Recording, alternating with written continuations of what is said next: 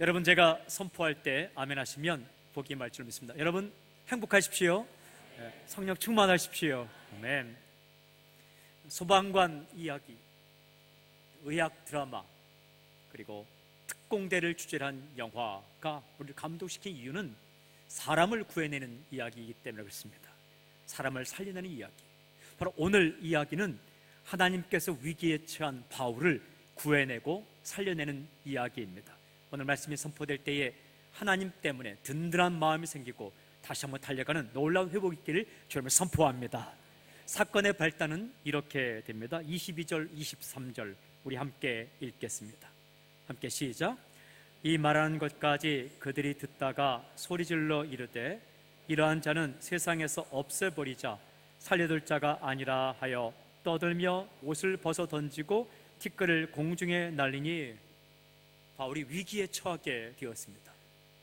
도전하는 사람은 항상 위기를 만나게 되죠. 사명을 받고 주님께 붙들림 받은 사람도 항상 위기를 만나게 됩니다. 나를 찾아오신 주님, 또 나를 보내신 주님에 대해서 증거하던 바울에게 위기가 왔어요. 그 증언을 듣던 사람들이 갑자기 소리를 지르기 시작합니다. 옷을 벗어 던집니다. 그리고 티끌, 땅에 있는 티끌을 위로 공중으로 날려서 머리 위에 뒤집어 쓰면서 화를 내기 시작하죠. 그리고 이렇게 말합니다. 이러한 자는 세상에서 없애버리자 살려둘 자가 아니라. 성경이 좀 점잖게 번역해서 그렇지 이러한 자는 살려둘 자가 아니라 이렇게 번역해야 됩니다. 이러한 놈은 죽어 마땅하다, 이런 얘기예요. 죽여버리겠다라는 거죠. 이 속에 들어있는 생각이 무엇입니까? 우리들이 너를 죽이려고 마음 먹기만 하면 당장이라도 얼마든지 죽일 수 있다, 이렇게 생각하며 말하며 달려들었습니다. 위기죠. 큰일입니다. 질문 두 가지가 있어요. 첫째는 무엇 때문에 이토록 화가 났을까라는 질문입니다. 한참을 잘 듣고 있었거든요. 사람들이 히브리 말을 바울이 쓴다는 이유 때문에 귀를 기울였어요. 조용히 말을 들었어요. 그런데 왜 이렇게 중간에 갑자기 화를 내고 바울의 말을 끊고 소리치고 옷 벗어 던지고 티끌을 공중에 날리면서 공격해 올까? 이유는 바울의 말 가운데 한 가지 단어가 마음에 걸렸기 때문입니다. 이방인. 바로 앞절에 22장 21절에 나더러 또 이르시되 떠나가라 내가 너를 멀리 이방인에게로 보내리라 하셨느니라. 바울이 예루살렘 성전에서 환상을 볼 때에 하나님께서 하신 말씀, 내가 너를 이방인 가운데 보내리라, 이 말을 고백하는데 사람들이 화가 났어요. 왜 그럴까요? 유대 사람들은요, 하나님은 이방인을 사랑하지 않는다라는 생각을 가지고 있습니다. 하나님은 내 민족, 히브리 민족만을 사랑하신다. 아니, 어떻게 이방인이 하나님의 구원의 대상이 된단 말인가? 이해할 수 없었어요. 자기들만을 사랑한다고 생각했던 이 사람들의 생각에 하나님께서, 그것도 예루살렘 성전에서 바울에게 이방인을 구원하려고 사람을 보냈다는 이유 자체가, 말 자체가 받아들일 수 없는 거죠. 그래서 화가 난 거입니다. 사람들은 사도 바울이 하나님을 오해했다고 생각했습니다. 오해를 넘어서 지금 모욕하고 있다고 생각하는 거예요. 하나님을 알지 못하고 하나님을 오해하고 하나님의 뜻을 모독하고 있다라고 생각하고 있는 것이죠. 그런데 여러분, 바울이 오해하고 있습니까? 사람들이 오해하고 있습니까? 사람들이 하나님의 마음을 오해하고 있는 거예요.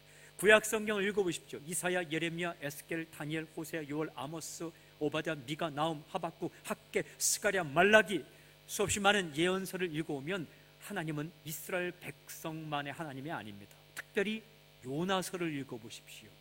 하나님께서 니느웨의 12만 명을 불쌍히 여겨서 요나를 보내지 않습니까? 4장에 보면 이렇게 말합니다. 내가 하룻밤에 났다가 하룻만에 시들어 들어가는 호박넝쿨, 박넝쿨도 아깝게 여겼거든 내가 니느웨에 사는 12만 사람들을 아끼지 않겠는가? 하나님은 이스라엘 백성만 아니라 모든 백성을 구원하고 싶고 모든 백성을 살리고 싶어 하는 거죠. 그런데 이 사람들은 그렇지 않았어요. 하나님은 내 민족, 이스라엘 민족만의 하나님이다. 그 강한 편견, 강한 오해 때문에 이방인을 사랑하기 위해서 한 사람을 보낸다는 이 바울의 말을 참을 수가 없었던 겁니다. 사랑하는 여러분, 오해는 무서운 겁니다. 잘못된 생각은 사람을 죽일 수가 있습니다. 아주 커다란 분쟁도 사소한 오해에서 비롯되는 것이죠. 저는 선포합니다. 먼저 하나님의 마음을 오해하지 말기를 저는 선포합니다. 부단히 하나님께 기도하십시오. 그리고 하나님 말씀을 통해서 하나님이 나를 통해 또 나를 향해 우리를 향해 무엇을 원하는지 항상 깨달으십시오. 그리고 사람이 살아갈 때에 부모님들도 자식의 마음을 오해하지 마십시오. 자식들도 부모님의 마음을 오해하지 마십시오. 이렇게 생각하십시오. 직접 듣기 전에는 소문을 받아들이지 않겠다. 내가 직접 본 거 외에는 내가 상상하지 않겠다. 자녀들은 이렇게 생각합니다. 엄마는 큰아들만 좋아해. 나는 안중에도 없어. 아니에요. 부모님은 다 사랑하시죠. 그래서 어느 날 그 엄마나 아빠가 형에게 혹은 누나에게 혹은 언니에게 뭐 이렇게 좀 잘해주는 것 보면, 오빠에게 잘해주는 것 보면 나는 이 집 자식도 아니야. 그러다가 또 엄마가 갑자기 어느 날 너는 다리 밑에 주워왔어 하면 그 말이 가슴에 남아서 나는 주워왔구나. 이게 참 그래서 집을 나가기도 하고 그러는 거죠. 부모는 안 그런가요? 요 놈이 좀 변했구나 이렇게 생각하는 거죠. 이 자식은 좀 잘하는데 이 자녀는 내게 이렇게 서운하구나. 작은 것 때문에 이렇게 서운해지는 것, 이 오해가 참 무서운 거예요. 어렵게 만드는 거죠. 여러분, 하나님을 향해서 아버지의 마음을 잘 알 수 있게끔 날마다 기도하고 찬양하고 엎드리고 말씀을 읽으세요. 중요해요. 예레미야 9장 23절 24절에 오면 부함을 자랑치 말라, 병거를 자랑치 말라, 용맹을 자랑치 말라, 물질을 자랑치 말라. 오직 하나님을 아는 것으로 자랑하라. 그래야 살 수 있어요. 오해가 엄청난 사건을 불러오는 것을 알 수가 있습니다. 그래서 사람들과 대화를 좀 많이 하세요. 이야기도 많이 하고 하나님과도 이야기를 참 좀 많이 하세요. 두 번째 큰 질문이 뭐냐 하면, 중요한 질문, 죽이겠다고 말하던 사람들이 정말 바울을 죽일 수 있었을까? 아닙니다. 살려두고 말고는 하나님께서 정하시는 겁니다. 하나님께서 살리기를 원하시면 사는 것이고 하나님께서 죽이고자 결정하시면 죽는 거예요. 시끄럽게 소리 지르고 옷 벗고 티끌을 공중으로 올린다고 해서 사람의 뜻대로 사람을 죽일 수가 없는 거예요. 여러분, 하나님께서 허락하지 아니하시면 털끝 하나도 다치지 않습니다. 성경에 보면 참새 한 마리가 땅에 내려앉는 것도 하나님께서 허락하셔야만 일어난다. 마태복음 10장 29절부터 31절, 참새 두 마리가 한 아사리에 팔리지 않느냐? 그러나 너희 아버지께서 허락하지 아니하시면 그 하나도 땅에 떨어지지 아니하리라. 너희에게는 머리털까지 다 세신 바 되었나니, 머리털까지 다 세신 바 되었나니 두려워하지 말라. 너희는 많은 참새보다 귀하니라. 사랑하는 여러분, 사람을 두려워하지 마십시오. 상황을 걱정하지 마십시오. 주님께서 살리기를 원하시면, 주님께서 붙드시기를 원하시면 그 누구도 소리 지르고 옷 벗고 티끌 날리며 다가와도 그 사람이 당신을 어떻게 할 수 없는 겁니다. 인생은 하나님의 손에 달려 있습니다. 하나님의 손에 달려 있는 거예요. 바울이 죽지 않았어요. 바울이 하나님의 손에 붙들려 구함을 받습니다. 그러면 여러분, 무슨 일을 만나든지 하나님께 기도하세요. 인생은 하나님과 1대1로 만나서 결정을 내리면 다른 사람이 와서 도와주게 돼 있어요. 제가 젊은이들 이렇게 말합니다. 자장면을 일평생 공짜로 매일 먹을 수 있는 방법, 자장면집 사유가 되라 말합니다. 자장면집 며느리가 되라. 여기는 배달이 좀 없지만 한국은 배달의 민족이죠. 배달을 참 많이 합니다. 그래서 이렇게 철가방을 가지고 배달할 때에, 여러분, 철가방에다가 짬뽕이나 자장면을 들고 탕수육을 들고 가는 사람에게 아무리 애써도 그 사람이 자장면 그냥 못 줍니다. 결정권이 없어요.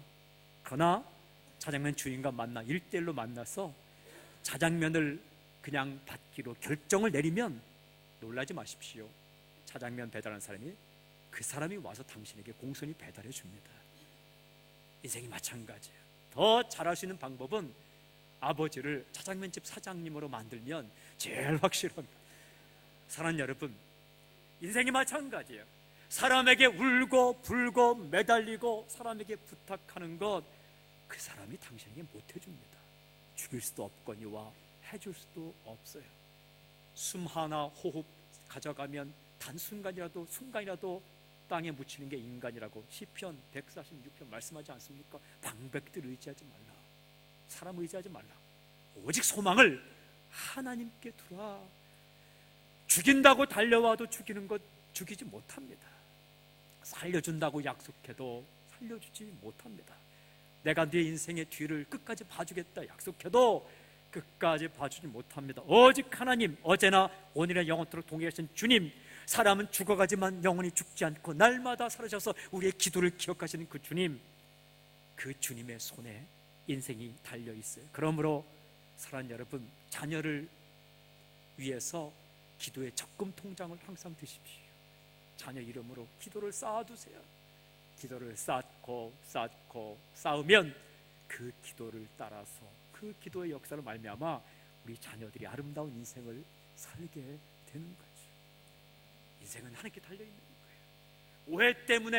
오해 때문에 문제가 생겼어요. 그러나 하나님께서 그를 살려주시는데, 오늘 더 중요한 질문은 하나님께서 바울을 살려내실 때 어떠한 방법으로 살려내시는가? 여러분 24절을 보십시오. 24절 첫 번째 방법 함께 읽을까요? 시작. 천부장이 바울을 영내로 데려가라 명하고 그들이 무슨 일로 그에 대하여 떠드는지 알고자 하여 채찍질하며 신문하라 한데, 첫 번째 구해내는 방법은 천부장을 통해서 바울을 구해 주십니다. 천부장은 군인입니다. 1000명의 부하를 거느린 군인을 천부장이라고 말합니다. 한 가지 질문할까요? 이 사람 크리스찬입니까? 아닙니까? 예수 믿었다는 기록이 없어요. 참 희한하게 하나님께서 예수님 잘 모르는 천부장을 통해서 바울을 일시간 보호해 주십니다. 천부장이 명령을 내렸어요. 이 바울을 영내로 데려가라. 사람들이 죽이려고 달려올 때에 바울을 보호해 주었어요. 데려가라. 그리고 진상을 알기 위해서 채찍질을 하려고 합니다. 채찍질은 하나님이 이제 막아주시죠. 여러분, 우리가 살아갈 때에 우린 이렇게 말합니다. 하나님을 모르는 사람들을 통해서는 나를 구해주지 않을 거야, 이렇게 생각할 때가 있어요. 그렇지 않아요. 이 천부장의 생각은 뭐냐면, 천부장은 중요한 두 가지 생각을 가지고 있어요. 첫째 생각은 소동은 일어나서는 안 된다. 소동은 일어나서는 안 된다. 왜냐하면 로마가 나라를 다스릴 때 가장 범죄로 다스리는 게 소동입니다. 모든 길은 로마로 통한다. 왜 로마가 길을 뚫었나요? 폭동을 진압하기 위해서 길을 뚫는 겁니다. 넓은 지역을 다스리기 위해서는 폭동이 났을 때 빠른 마차를 타고 전차를 타고 가서 진압해야 되기 때문에 길을 뚫었죠. 그만큼 소동을 강하게 잘 다스리는 거죠. 소동이 일어나면 지휘관은 직위해제가 되는 거죠. 천부장의 생각, 폭동은 일어나서는 안 된다. 질서를 유지해야 된다. 두 번째 생각은 집단적으로 화를 내는 이유를 차근차근 알아봐야 되겠다. 왁왁 소리내고 옷 벗어 던지고 티끌 공중에 날릴 때 아무도 그 이유를 말해주지 않았어요. 또 천부장은 히브리 말을 몰랐어요.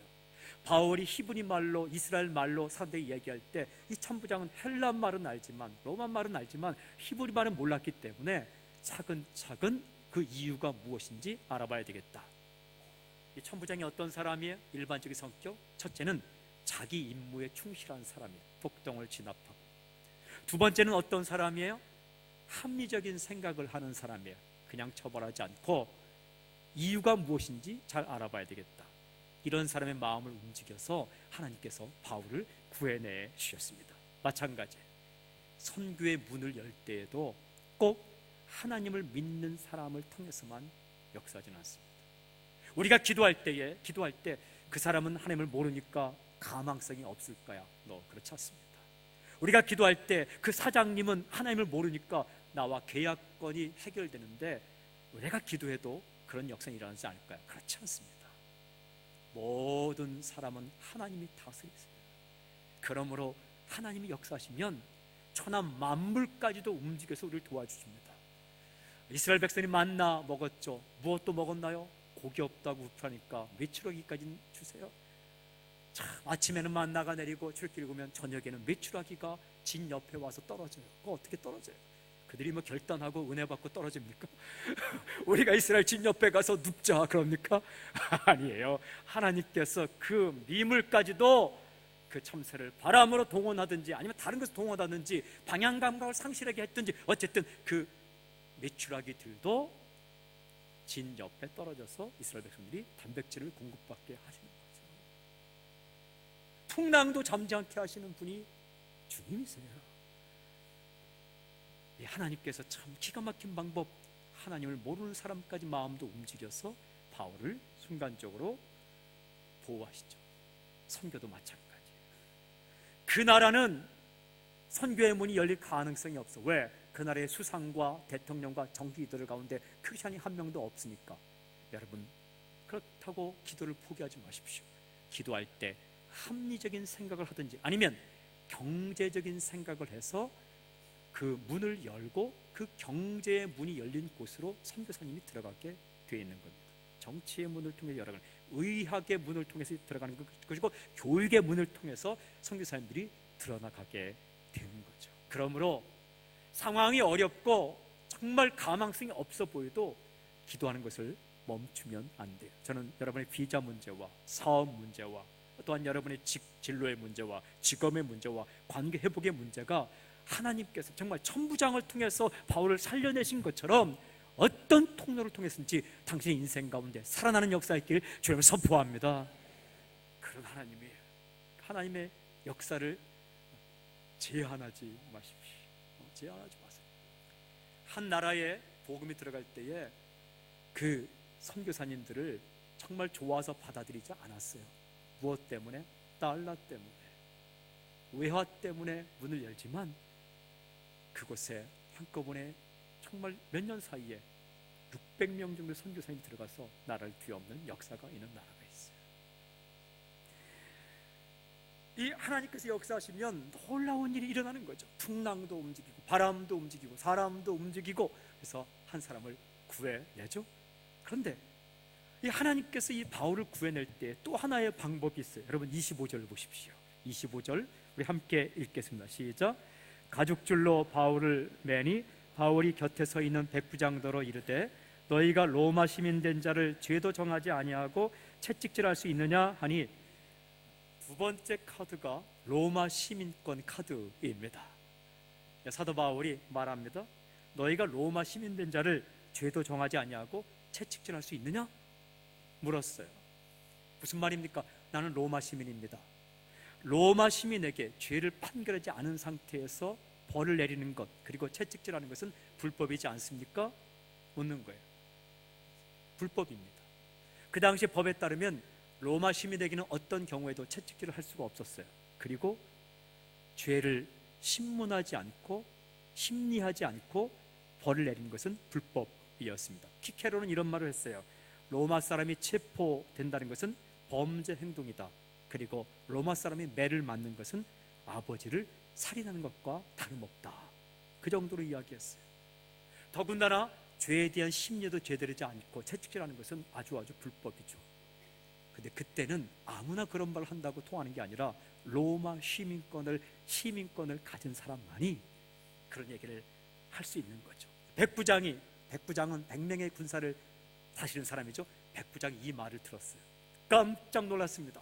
그래서 채찍을 놓고 이 백부장이 천부장에게 보고를 합니다. 그런데 바울과 천부장의 대화가 참 재미있습니다. 아주 바울은 희한한 사람입니다. 이렇게 대화합니다. 26절부터 28절 보세요. 함께 읽겠습니다. 시작. 백부장이 듣고 가서 천부장에게 전하여 이르되 어찌하려 하느냐 이는 로마 시민이라 하니 천부장이 와서 바울에게 말하되 내가 로마 시민이냐 내게 말하되 이르되 그러하다. 천부장이 대답하되 나는 돈을 많이 들여 이 시민권을 얻었노라. 바울이 이르되 나는 나면서부터라 하니. 대화를 아시겠습니까? 천부장이 내가 로마 시민이냐 물어봤더니 바울이 그러하다. 예스 했어요. 그랬더니 천부장이 깜짝 놀라 나는 돈을 많이 들여서 로마 시민권을 샀노라 했더니 바울이 하는 말 나는 태어나면서부터 로마 시민권을 가졌다 이렇게 말하는 거예요. 바울은 참 희한한 데가 있어요. 그 아주 순진하고 순박한 데가 있습니다. 고린도후서 11장에 보면 나는 다른 사람보다, 사도들보다 고생을 많이 했다. 매 맞은 걸 다 기록하고 강도 맞는 걸 다 기록하고 다른 사도에 아주 기를 죽이는. 여러분, 고린도후서의 주제는 뭐냐면 나는 예수님께 부름받은 사도다. 사도권을 변호하는 편지가 고린도후서예요.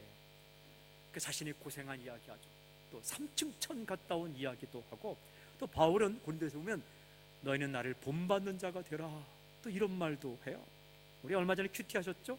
빌레몬서 읽어보면 빌레몬에게 내가 만난 오네시모를 용납하라 할 때에 쭉 용납하라 용납하라 하면서 무슨 말 합니까? 빌레몬이, 이 오네시모가 빌레몬 당신에게 빚진 거 있으면 내가 갚겠노라. 그래서 하는 말이 뭐냐면 빌레몬 너도 나에게 빚을 많이 지지 않았느냐 이런 말을 해요. 도저히 우리는 정말 눈 뜨고 할 수 없는 말을 쉽게 하죠. 이 바울이 그런 말이에요. 너 돈 주고 샀냐? 나는 태어날 때부터 로마 시민권이다. 이 한마디에 천부장이 겁을 먹는 거죠. 이 로마 시민권 때문에 바울이 구함을 받습니다. 살리심 받습니다. 이 말을 듣자마자 천부장이 어떻게 합니까? 29절 마지막 30절 보세요. 이렇게 행동을 합니다. 함께 시작. 신문하려던 사람들이 곧 그에게서 물러가고 천부장도 그가 로마 시민인 줄 알고 또 그 결박한 것 때문에 두려워하니라. 이튿날 천부장은 유대인들이 무슨 일로 그를 고발하는지 진상을 알고자 하여 그 결박을 풀고 명하여 제사장들과 온 공회를 모으고 바울을 데리고 내려가서 그들 앞에 세우니라. 신문하던 사람들이 다 물러갔습니다. 그리고 천부장도 바울이 로마 시민인 것을 알고 두려워했다라고 기록해요. 그리고 어떻게? 이 바울을 공회는 사내들인 이스라엘 국회 앞에 바울을 세웁니다. 드디어 바울은 이스라엘 국회의원들 앞에서 예수님을 증거할 기회를 얻게 되죠. 무엇 때문에? 로마 시민권 때문에. 로마 시민권 때문에. 특권. 바울에게 주신, 하나님께서 주신 특권, 프리빌리지.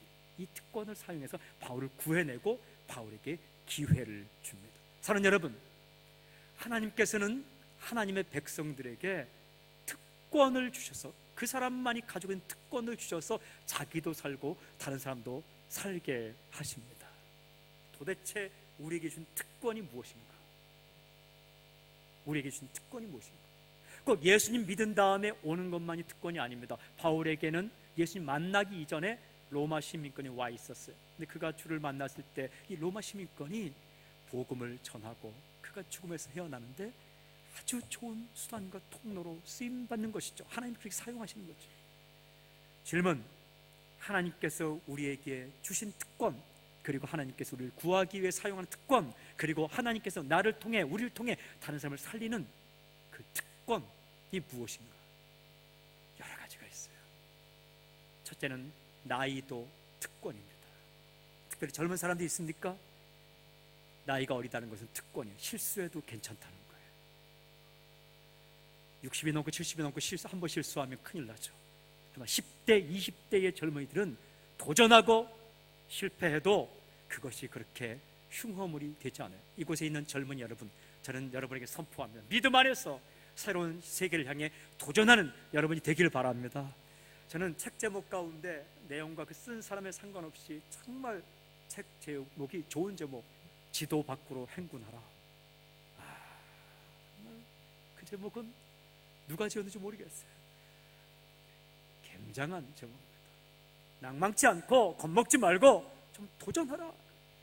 3박 4일 동안 금식하며 기도도 하고 일주일 동안 잠을 한 2-3시간 자면서 말씀을 통독하기도 하고, 그리고 2년, 3년, 4년 인생을 뚝 잘라서 선교지에 가보기도 하고 그렇게 하는 거죠. 그게 젊은이의 특권이에요. 그것을 죄를 짓는데 사용하면 안 되겠죠. 그 젊은이의 특권이죠. 나이 많으신 분의 특권은 뭡니까?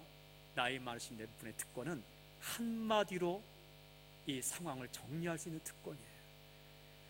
젊은 사람들이 이러냐 저러냐 할 때 정말 이 경력과 연세가 있으신 분이 그냥 내버려 둡시다. 그 특권이 있는 거예요. 집안에서도 마찬가지입니다. 젊은 엄마가 아이에게 너는 공부를 왜 하느냐, 공부를 해야지, 그렇게 할 때에 할머니가 이렇게 옆에 있다가 그냥 내버려 둬, 애들 때는 놀아야지, 한마디 더 해봅시다. 너는 어릴 때 공부 안 했어 하면 이제 정리가 되는 거죠. 마찬가지예요. 젊은이의 영광은 힘에 있고 노인의 영광은 백발에 있느니라. 지혜가 있는 거죠. 그러나 언제 하나님께서 역사하실 때 그 세월도 특권이 되는 거예요. 하나님께 역사하실 때 하나님께서 고난도 특권이 될 수 있습니다. 여러분, 우리 살다 보면 슬픈 경험이 있죠. 어려움 당한 경험이 있죠. 아픈 경험, 다친 경험, 맞은 경험, 거절당한 경험, 이거 있죠. 그 고난의 경험 가운데 하나님께서 기름을 부으시면 남들이 가지지 못한 영향을 발휘할 수 있는 좋은 특권이 돼요. 다미엔을 아십니까? 하와이에 있는 몰로카이 섬에 가서 나병 환자들을 전도했던 그 한 사람. 그 전기를 읽어오면 이렇죠. 그가 가서 열심히 전하는데 문득병 걸린 사람들이 잘 받아들이지 않고 믿을까 말까 하지만 많은 사람들은 거절하고 거부하고 그렇게 하지 않습니까?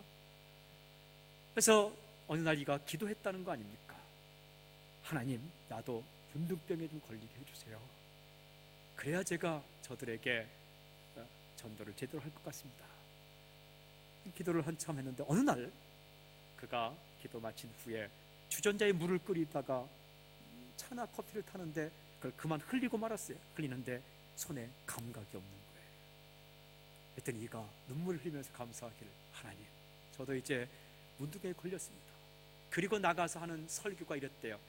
하나님은 여러분 같은 문둥병자도 사랑하십니다. 이렇게 하지 않고 하나님은 우리 같은 문둥병자도 사랑하십니다. 당신이 아니라 우리가 되었고 여러분이 아니라 우리가 되었다. 그래서 수없이 많은 사람을 주님께 돌아오게 한 그 성자.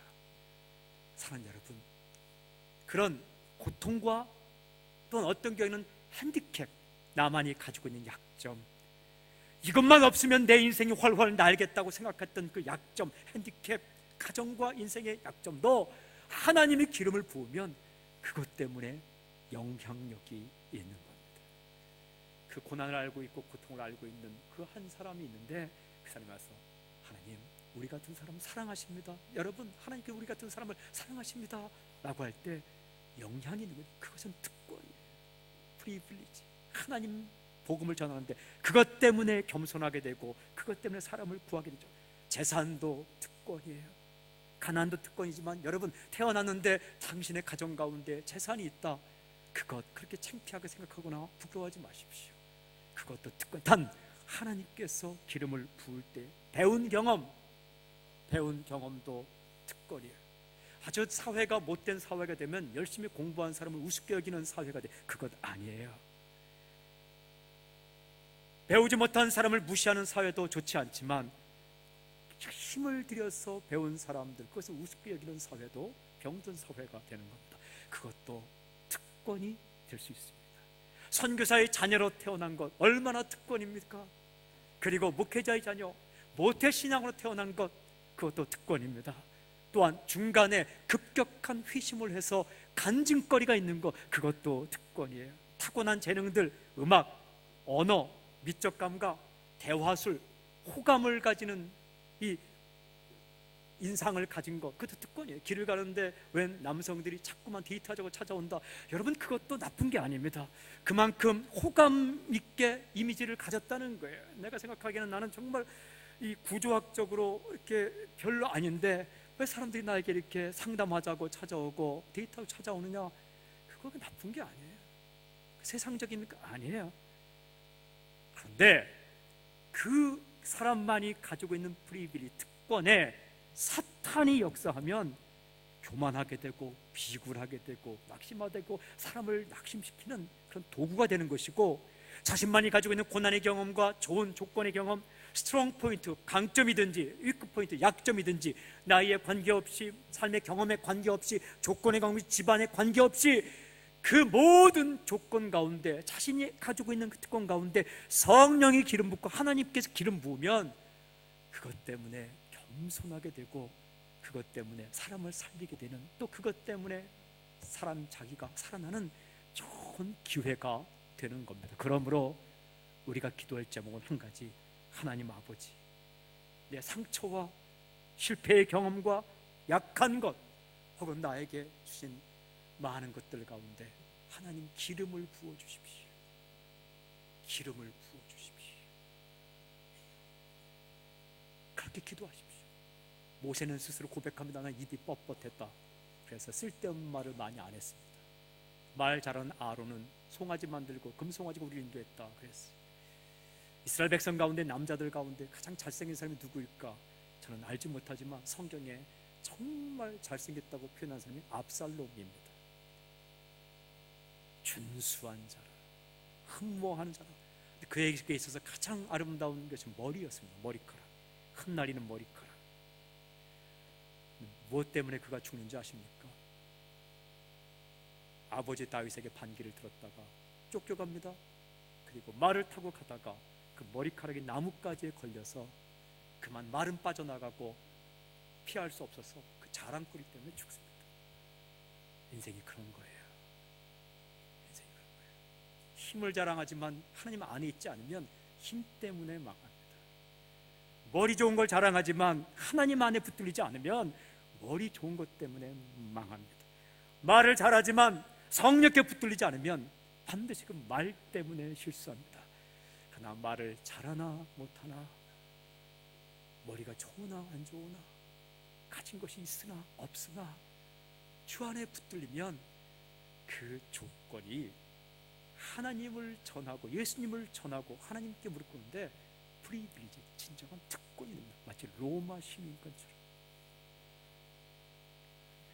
고린도후서 12장 10절에 그러므로 내가 그리스도를 위하여 약한 것들과 능욕과 궁핍과 박해와 곤고를 기뻐하노니 이는 내가 약한 그때의 강함이니라. 어려운 일 있습니까? 감사함으로 받아들이십시오. 언젠가 그곳에서 생명의 꽃이 피어날 겁니다. 그리고 언젠가 하나님께서 그것 때문에 당신이 살아났음을 고백하게 될 것이고, 살리심을 고백하게 될 것이고, 하나님께서 당신을 사용하게 되는 계기가 될 것입니다. 시편 110편 71절 고난당한 것이 내게 유익이라 이로 말미암아 내가 주의 율례들을 배우게 되었나이다. 사랑하는 성도 여러분, 주님 안에 거하십시오. 주님을 붙드십시오. 주님을 신뢰하십시오. 하나님은 당신을 죽이지 않습니다. 반드시 구해내실 것이고, 이 땅에서 한번 우리가 죽는 날 당신을 구해내서 그 아름다운 천국, 노래가 있고 빛이 있고 밤이 없고 도적이 없고 춤추는 그런 잔치가 있는 그 천국에 당신을 살려내어서 구해내어서 그 천국의 언덕에 서게 할 것입니다. 이 땅에 살 동안 하나님 가까이여서 하나님을 오해하지 않고 사람을 오해하지 않고 하나님을 굳게 붙들고 겁먹지 않고 사람 겁먹지 않고 상황을 겁먹지 않고, 그리고 하나님께서 당신에게 주신 약점이든 강점이든 그 특권 위에 하나님의 기름 부으심 인해서 당신도 살고 당신 때문에 누군가 사는 아름다운 인생, 위대한 인생을 살길 주님을 선포합니다.